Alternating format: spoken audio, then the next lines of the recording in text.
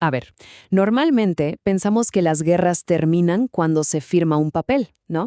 Pero ¿qué pasaría si les digo que una guerra siguió peleándose, pero no con balas, sino con deudas y quiebras, por décadas? Bueno, hoy vamos a desentrañar justo eso. Vamos a ver esa línea directa, casi invisible, que conecta las trincheras de 1914 con el desastre financiero más grande que hemos visto, la Gran Depresión. Y esta es la gran pregunta que nos va a guiar en todo esto. ¿Cómo es posible que una sola guerra, pueda destrozar por completo el sistema económico del mundo entero? Y ojo, la respuesta no está solo en los escombros o los edificios caídos, no. Está en el colapso total de las ideas, de las estructuras que de alguna manera habían mantenido al mundo funcionando por casi 100 años. Así que bueno, empecemos a desenredar este hilo.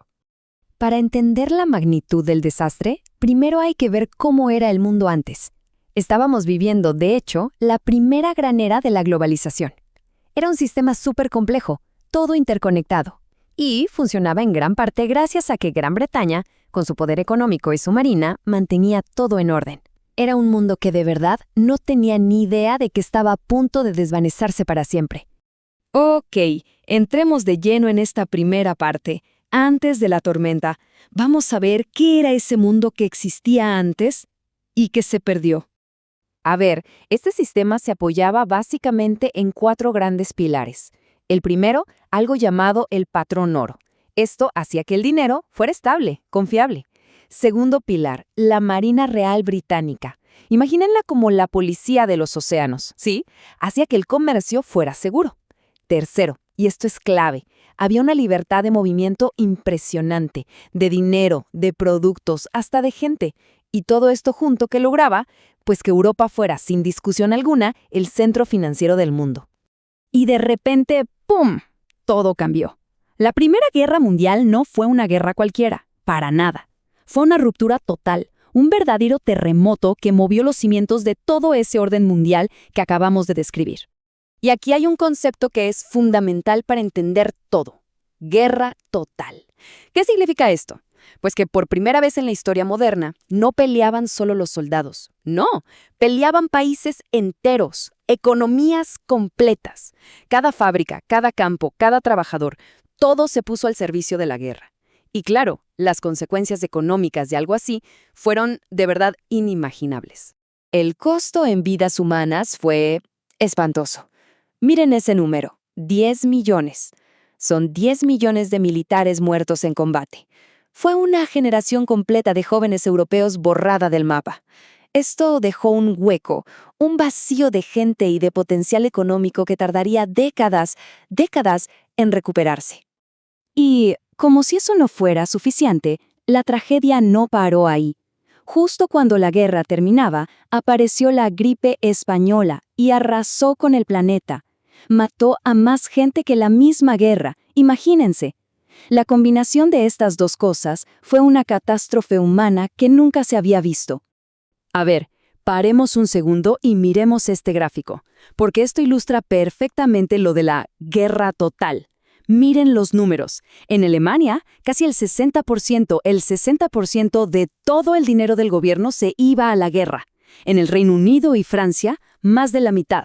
Esto te da una idea de la escala brutal de la movilización. Los países no estaban nomás pagando una guerra con sus impuestos, no, estaban literalmente hipotecando su futuro. Y con esto llegamos al que quizás fue el legado más venenoso de la guerra. Una montaña de deudas entre países que iba a intoxicar la economía mundial por los siguientes 20 años. Esta frase lo dice todo, ¿no? La guerra pudo haber terminado en el campo de batalla, pero las facturas apenas comenzaban a llegar.